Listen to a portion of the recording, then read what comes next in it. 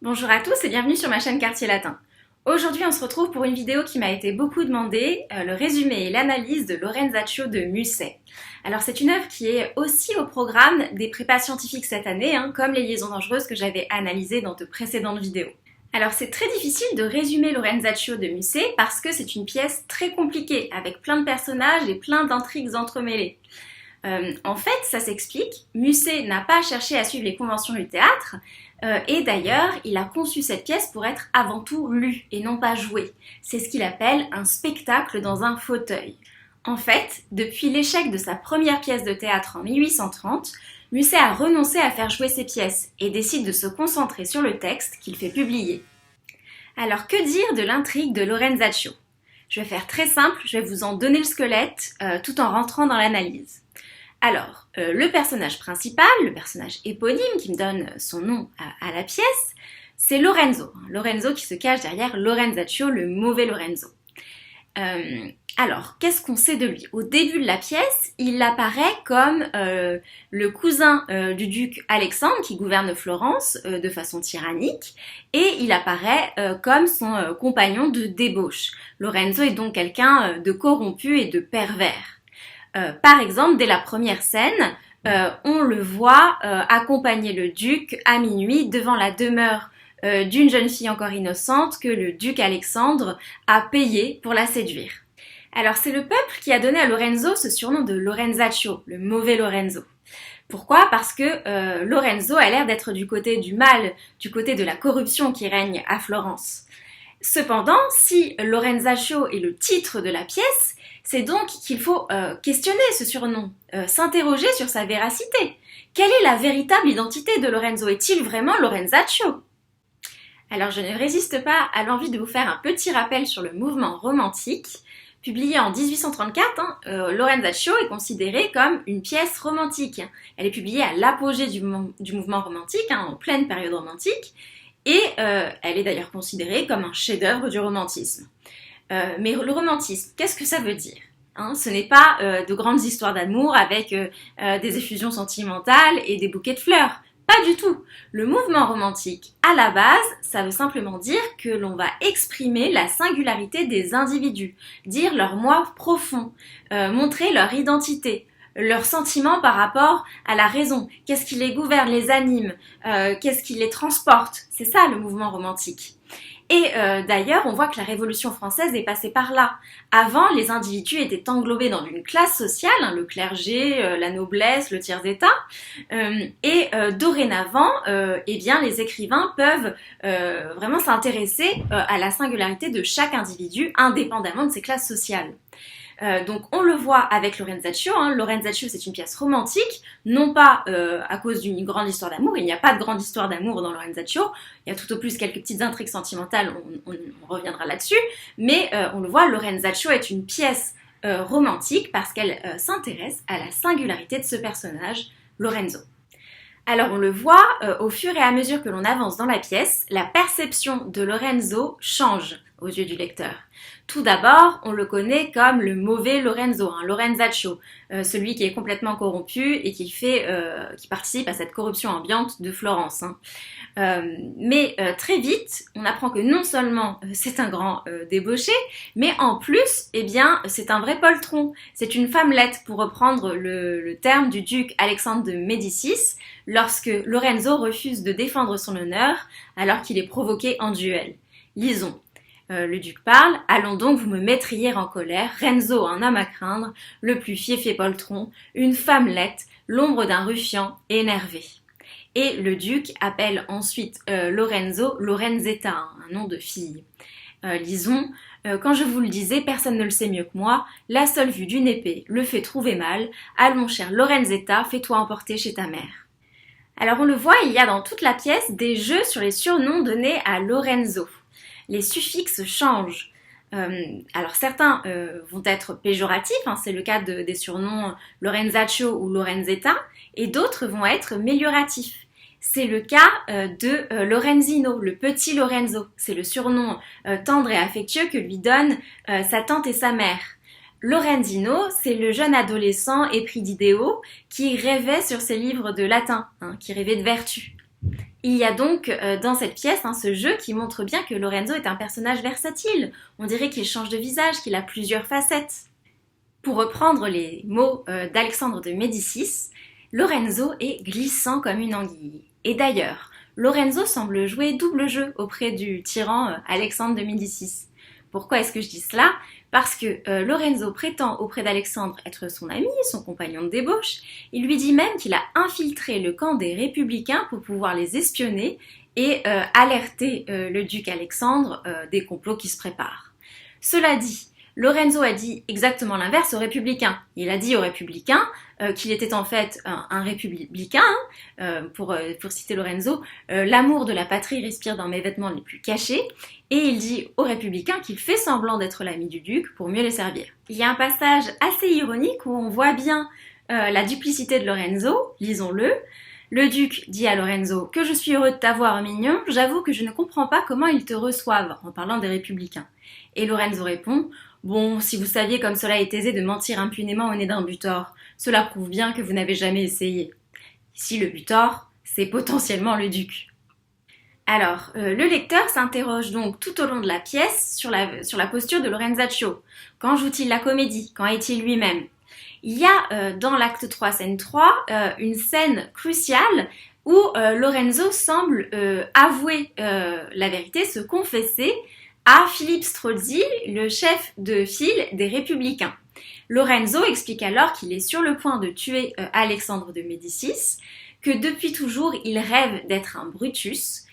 Et là, on reconnaît Lorenzino, le petit Lorenzino d'autrefois qui lisait ses livres de latin. En fait, il a envie d'incarner Brutus. Brutus, c'est celui qui, dans l'Antiquité, s'est fait passer pour fou pour approcher le roi Tarquin le Superbe, le tyran, et pour le tuer. Lorenzo a donc joué double jeu. Il s'est rapproché d'Alexandre de Médicis pour mieux l'assassiner. Et pourtant, les choses ne sont plus aussi simples. Lorenzo le dit à Philippe Strozzi, Lorenzo a pris goût à la débauche, à sa vie de débauche et de corruption auprès du duc Alexandre. Il n'est plus tout à fait ce jeune vertueux Lorenzino qui rêvait sur ses livres de latin. Il a changé. Et donc, il est en pleine contradiction avec lui-même, il oscille. On le voit, il se répugne autant qu'il se complaît sur cette laideur morale qu'il a acquise. D'ailleurs, la relation que Lorenzo entretient avec le duc Alexandre est trouble. En effet, on voit que Lorenzo est, autant qu'il aime, le tyran Alexandre. Pourquoi est-ce que je dis ça? Eh bien, la symbolique est toute évidente pour un lecteur aguerri, mais Musset joue avec l'idée d'une relation homosexuelle entre le duc Alexandre et Lorenzo. Comment est-ce qu'on le voit? Bon, tout d'abord, dans l'acte 1, le duc appelait Lorenzo Lorenzetta, il le prenait pour une femme, et surtout, Lorenzo dit toujours que la nuit du meurtre, le moment où il passera à l'acte, eh bien ce jour-là, ce sera sa nuit de noces. Il le dit plusieurs fois, il parle de ses noces, de la nuit de noces, pour parler de son meurtre.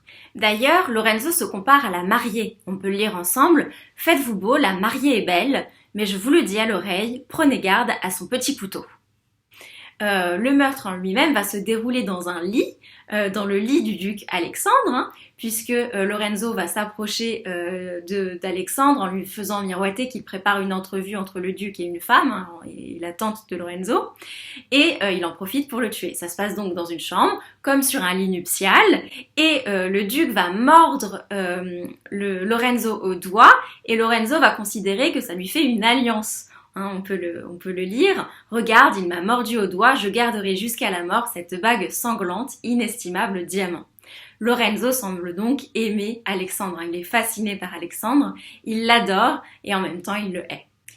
On le voit, cerner le personnage de Lorenzo devient très difficile. Au début de la pièce, il est présenté comme un débauché, corrompu, qui vient participer à la corruption qui règne dans Florence. Puis, on apprend qu'en fait, sous le masque de débauché, se cache un homme vertueux qui veut venger Florence et tuer le tyran. Et enfin, on comprend que, en voulant faire croire au duc qu'il était de son côté, en voulant le duper, eh bien, il a été piégé par son propre jeu, puisqu'il s'est, malgré lui, converti à la débauche d'une certaine façon. On le voit, en voulant faire croire, en voulant duper, on se retrouve dupé. Je vous propose qu'on lise ensemble un passage où Lorenzo l'explique. Il est trop tard, je me suis fait à mon métier. Le vice a été pour moi un vêtement. Maintenant, il est collé à ma peau. Brutus a fait le fou pour tuer Tarquin, et ce qui m'étonne en lui, c'est qu'il n'y ait pas laissé sa raison.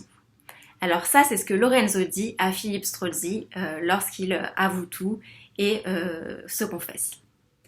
Alors, on le voit dans la pièce, la psychologie des personnages est loin d'être lisse. C'est souvent très complexe. Et un double possible de Lorenzo pourrait être la marquise Cibo. Pourquoi ?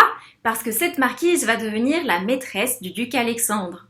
Et elle aussi, elle est assez compliquée, on n'arrive pas trop à cerner, et elle ne cerne pas forcément elle-même ce qui la motive. Elle ne sait pas, par exemple, si elle est amoureuse du duc Alexandre, parfois elle dit qu'elle ne l'aime pas, puis elle doute et elle se demande, est-ce que je fais cela parce que je suis amoureuse ? Est-ce que je fais cela parce que j'aime Florence, en fait ? C'est la ville que j'ai envie d'aider, de venger. Est-ce que je fais ça pour avoir une bonne influence sur le tyran, pour essayer de l'assagir ?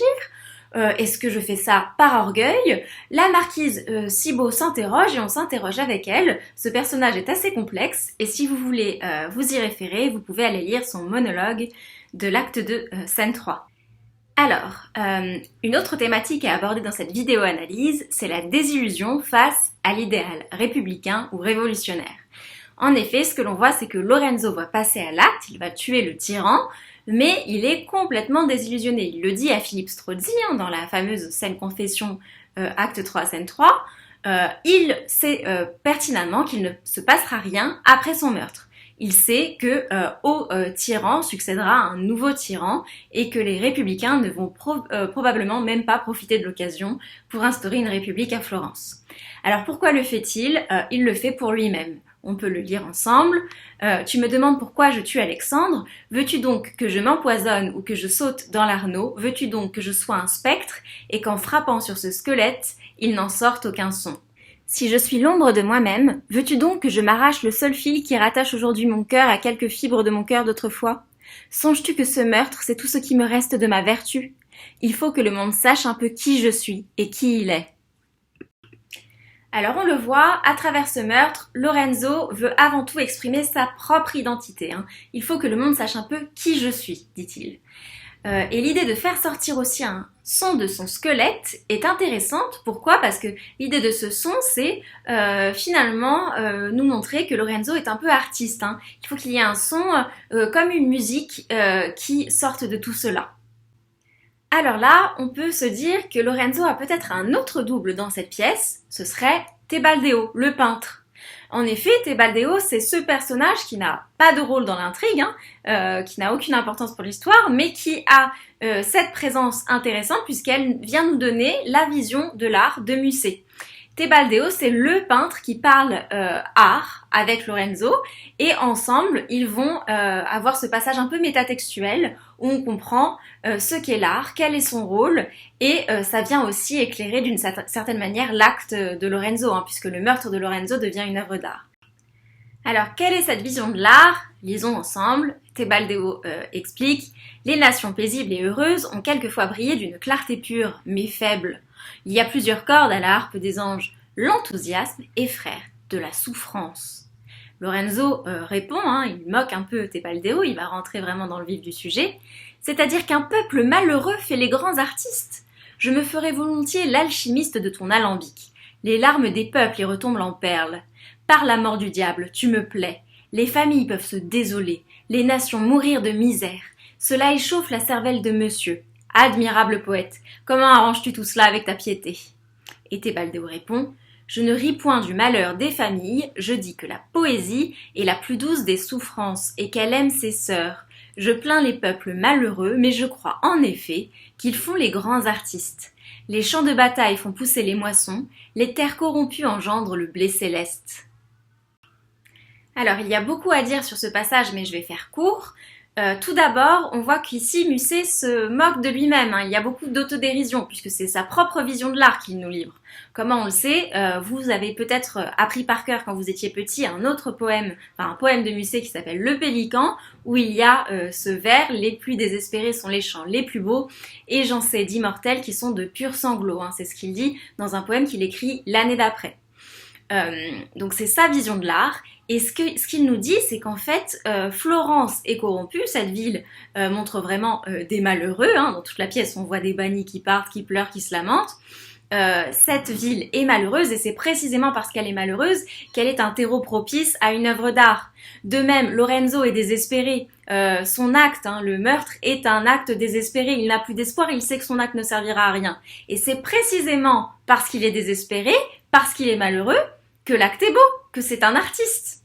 Hein, donc on a ici cette vision-là.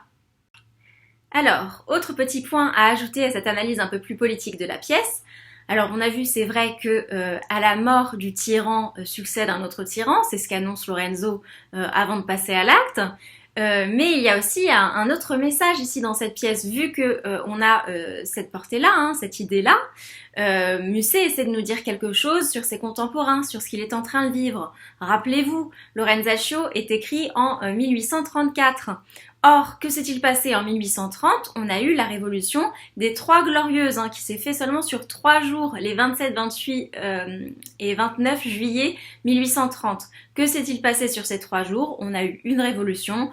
Le roi qui gouvernait à l'époque, Charles X, a été destitué et en fait, à la place, on a mis un autre roi d'une autre branche royale, hein, puisque ça n'est plus la branche des Bourbons, mais une branche cadette, la maison d'Orléans. Louis-Philippe Ier va prendre le pouvoir.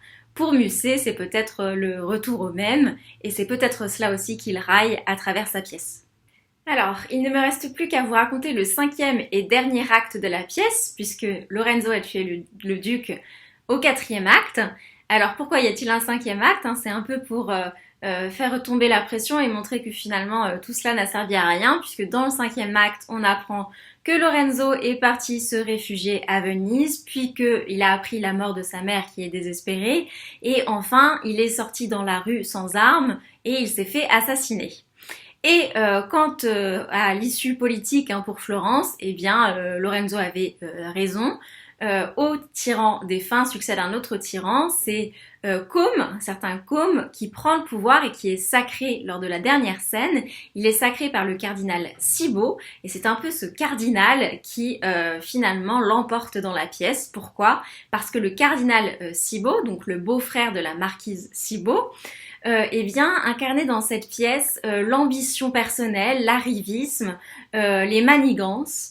Le cardinal Cibo, c'était quelqu'un de très louche qui voulait tirer profit de la liaison de sa belle-sœur avec le duc pour tirer les ficelles et finalement gouverner Florence à travers la marquise et à travers Alexandre.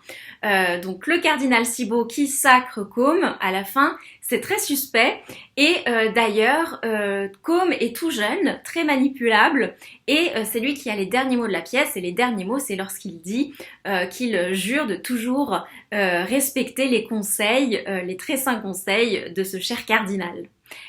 Donc la fin de la pièce est assez cynique. Voilà pour cette vidéo, j'espère qu'elle vous aura plu. N'hésitez pas à vous abonner, à liker et à commenter si vous l'avez trouvé utile. Et moi je vous dis à très vite dans une prochaine vidéo.